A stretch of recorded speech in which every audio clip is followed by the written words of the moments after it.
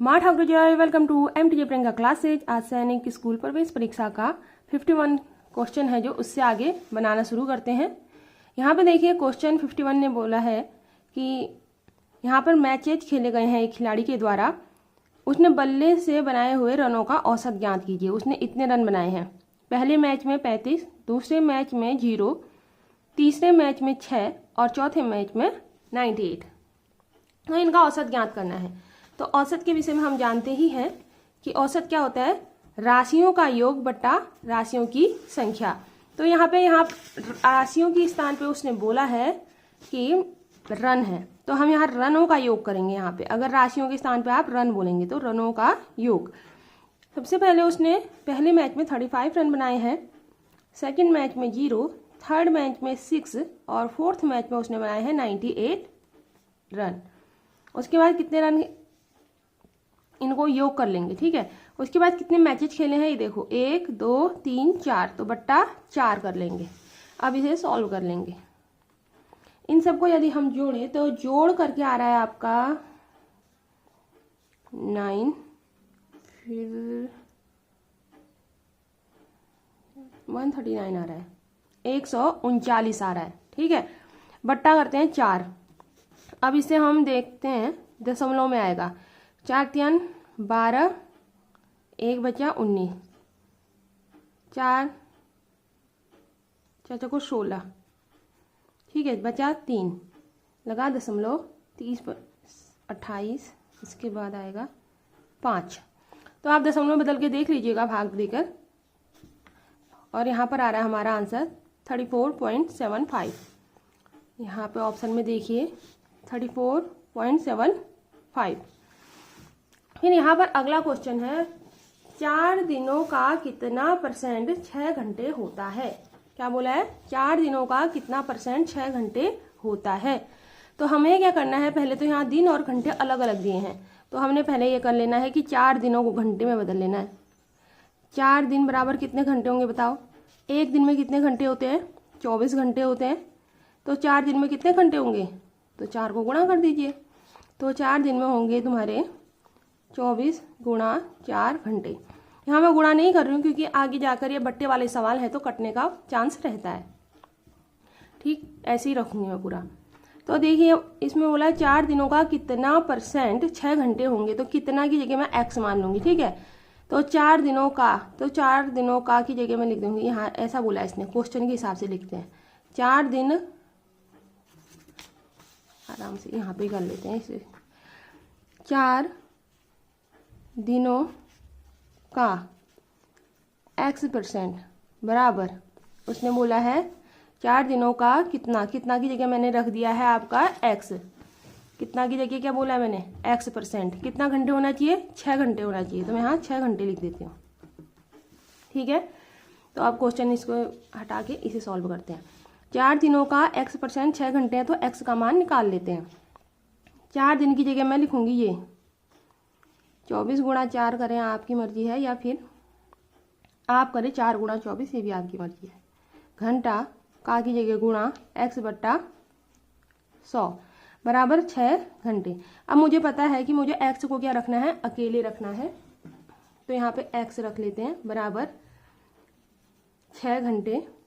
अब ये बट्टे में 100 है तो यहाँ गुणा 100 जाएगा, और यहाँ गुणा में 24 गुणा 4 है तो ये नीचे आएंगे, 24 गुणा 4, ये भी घंटे हैं, ठीक।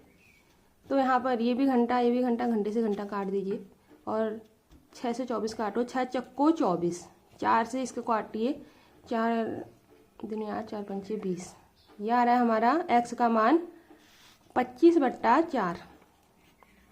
25/4 को आप संयुक्त भिन्न में बदल लीजिए या मिश्र भिन्न में बदल लीजिए। 4 पंचे 20, 4 छक 24, बचा 1, 4, 6 सही 1/4।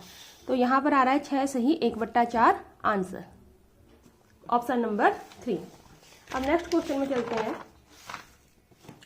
नेक्स्ट क्वेश्चन है यहाँ पर कि मिलान करना है। क्या करना है, मिलान। मिलान में पहला दिया है सबसे लंबी जीवा। अब ये बात चल रही है किसी वृत्त की, ठीक है ना। वृत्त की बात चल रही है तो वृत्त से ही समझ लेते हैं। मान लिया जाए यह एक वृत्त है, ठीक है, इसका सेंटर सी है यहाँ पे ये, ठीक। और चलो यहाँ से देखते हैं, सबसे लंबी जीवा मतलब परिधि से परिधि तक की दूरी है, बाहर वाले को बोलते हैं परिधि, इसको बोलते हैं केंद्र, खाली के लिख रही हूँ, और केंद्र से परिधि तक की दूरी को बोलते हैं त्रिज्या, रेडियस, और यहाँ से यहाँ तक की यानी ये परिधि से परिधि तक की दूरी जो बीच सेंटर से होकर जाए उसे बोलते हैं व्यास।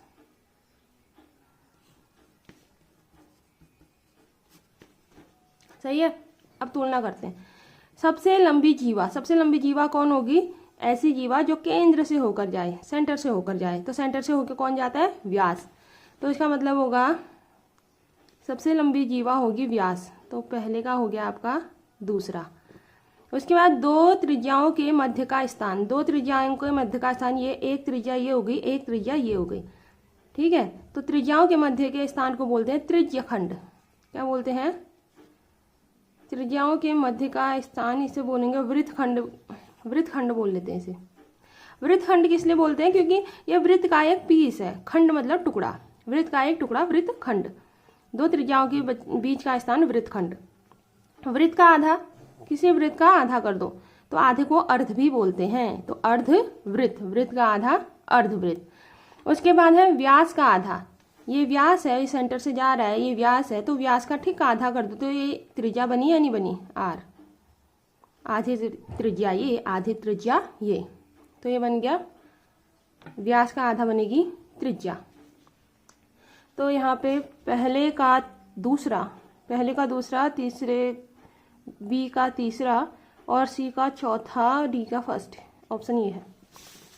उसके बाद देखिए अगला क्वेश्चन है यहाँ पर, प्रत्येक घन का किनारा 4 सेंटीमीटर। घन किसे कहते हैं आपको पता होगा ना?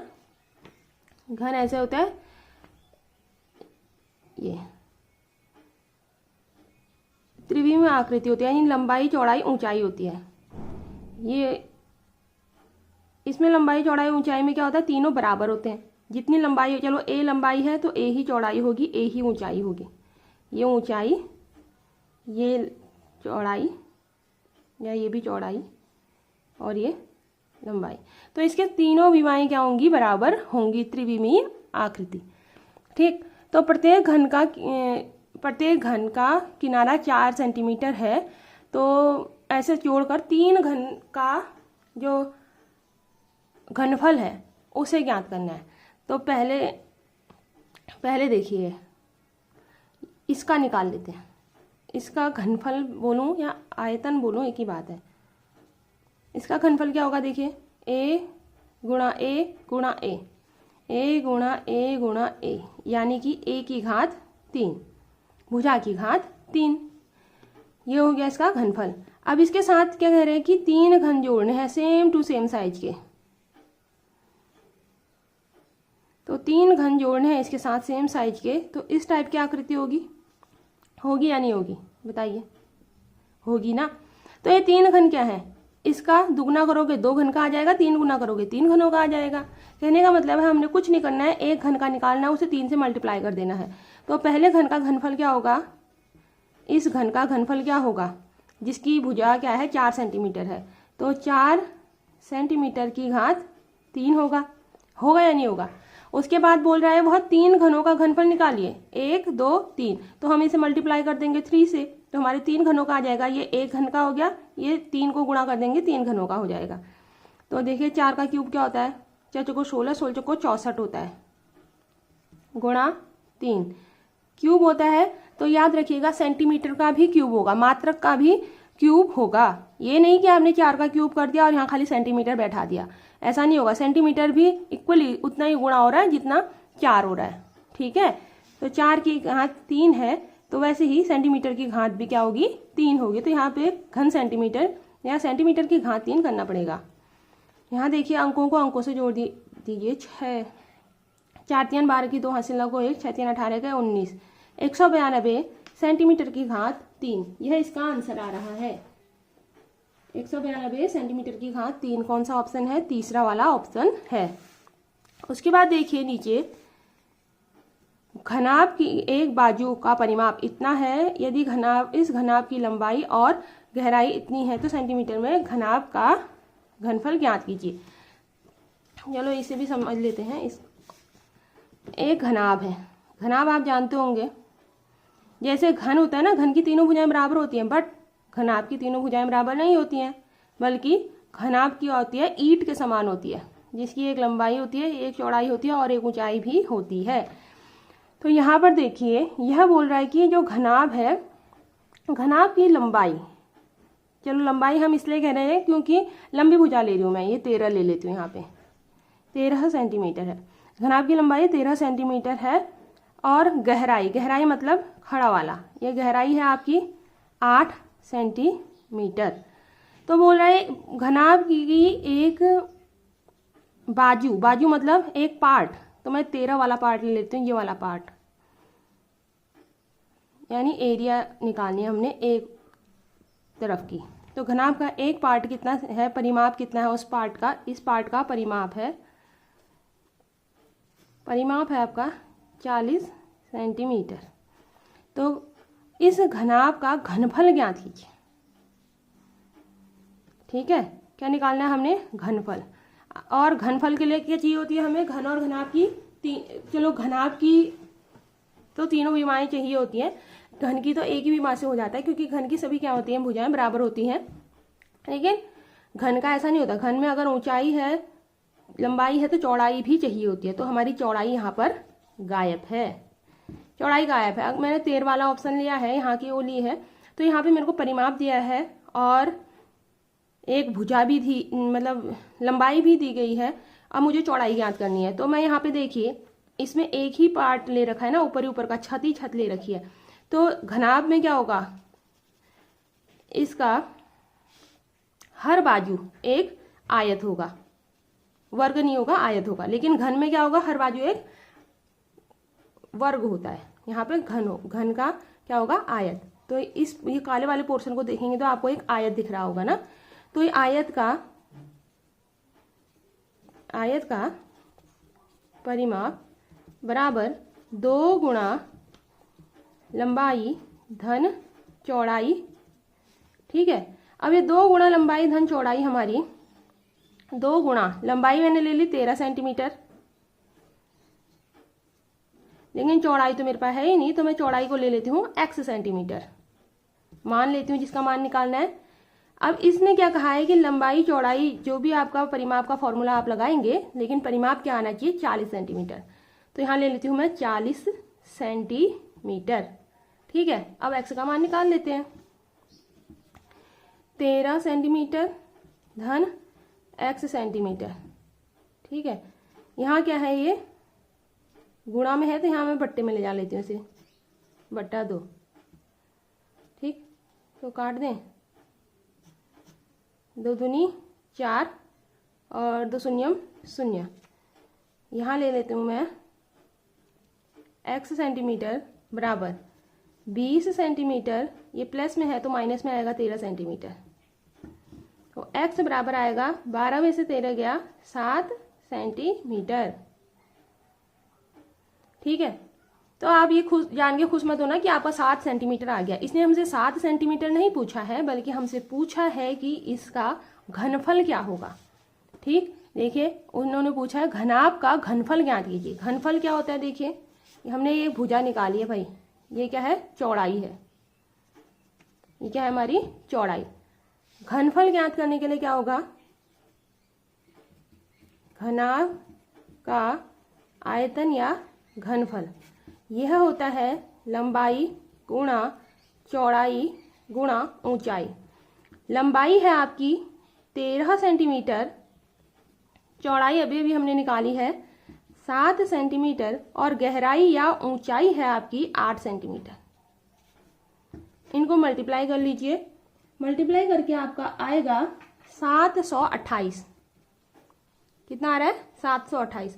और सेंटीमीटर को देखिए, एक बार गुणा हुआ है, 2 बार गुणा हुआ है, 3 बार गुणा, जितनी बार गुणा होगा उतनी घात आएगी। तो इसका आंसर आ रहा है आपका 728 सेंटीमीटर की घात 3। ठीक है, उसके बाद नेक्स्ट देखिए, निम्न में से कौन सी 4 क्रमागत संयुक्त संख्याएं हैं। क्रमागत संयुक्त संख्या का मतलब ऐसा होता है कि एक सीरीज में आनी चाहिए संख्याएं, लेकिन उनके बीच में कोई भी प्राइम नंबर नहीं होना चाहिए, यानी कोई भी अभाज्य संख्या नहीं होनी चाहिए। तो यहाँ पर देखिए 90, 91, 92, 93 ये सभी क्या है, भाज्य संख्याएं हैं। इसमें 10 का पहाड़ा जाता है, इसमें 13 का जाता है, इसमें 2 का जाता है और इसमें 3 का जाता है, लेकिन ये सब अन्य ऐसी नहीं है, यहाँ कहीं ना कहीं अभाज्य संख्याएं आई हैं। उसके बाद देखिए 70 और 100 के बीच अभाज्य युग्म की जोड़ी ज्ञात कीजिए। अभाज्य युग्म जोड़ी का मतलब होता है कि दो ऐसी अभाज्य संख्याएं जिनके बीच सिर्फ और सिर्फ 2 का अंतर हो। यहाँ देखिए 71 के भी बीच में 2 का अंतर है और दोनों ही क्या है, अभाज्य है, तो ये तो सही लग रहा है। ये 79, 83 तो ये क्या है, अंतर ज़्यादा हो रहा है यहाँ पर बीच में, निकाल के देखिए। और ये 97, 99 ये तो खुद एक भाज्य संख्या है, 3 का पहाड़ा इसमें लग रहा है। 87, 89 में 87 क्या है, 3 से विभाजित है, तो अभाज्य युग्म हो ही नहीं सकता। फिर यहाँ पर देखिए ए समकोण त्रिभुज दिया गया है और इसकी तीनों भुजाएं बराबर नहीं है, तो इसका मतलब ये एक विषमबाहु त्रिभुज है और ये एक समकोण त्रिभुज है, ऑप्शन नंबर 2।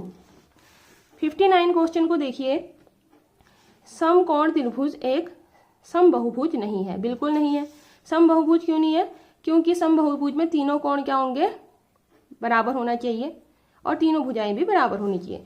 एक समबहुभुज की सभी भुजाएं और कोण समान होते हैं, बिल्कुल सही है, इसलिए ये क्या है, एक समकोण त्रिभुज नहीं हो सकता ऐसा ना, क्योंकि उसमें एक कोण 90 अंश होना ही चाहिए और एक कोण 90 अंश होगा तो अन्य 2 कोणों का योग भी 90 अंश होगा, इसका मतलब तीनों कोण बराबर नहीं हो सकते। दोनों ए और आर सही है,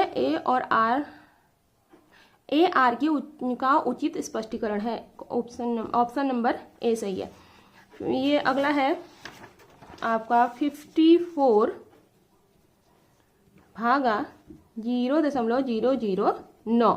यहाँ देखिए दशमलव के बाद कितने अंक हैं, 1, 2, 3, तो यहाँ पे दशमलव के बाद 3 अंक बैठा दीजिए। अब यहाँ पे क्या करना है, यहाँ पे दशमलव लगा लेना है, ठीक, दशमलव लगाना है, फिर 3 अंक बैठाने इसकी तरह। फिर यहाँ पे देखिए भाज्य में यहाँ भाजक में दशमलव नहीं होना चाहिए, तो यहाँ से हम दशमलव की जंप कराते हैं, 1 अंक, 2 अंक, 3 अंक, तो यहाँ भी 3 अंक जंप करेगा दशमलव। अब बिना दशमलव के संख्या उतारो, क्योंकि दशमलव ने जंप करके जा चुका है, तो यहाँ 3 अंक। फिर यहाँ पर देखिए 0.009, इन जीरो की कोई वैल्यू नहीं है, ठीक। अब 9 का पहाड़ा लगाओ इसमें, 9 छक्का 54, 1 0 2 0 3 0, ठीक, 6000 इसका आंसर आ रहा है। So thank you for watching my channel, please like share and subscribe. इसके आगे के क्वेश्चन अगले वीडियो में करेंगे, वीडियो काफ़ी लंबा होने लगा है।